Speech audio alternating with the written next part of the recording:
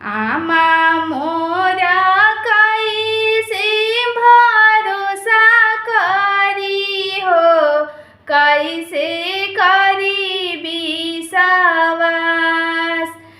चाची मोरा कैसे भरोसा करी हो, कैसे करी विश्वास। आपने आंगनामा छोड़ाई दिहालू हो, भेजलू दूसरा दुआर।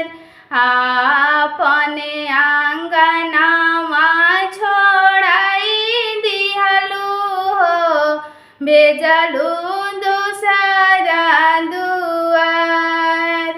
एही आचरा बेटा बेटी पोसिला हो, भलू ने की हमार कोख में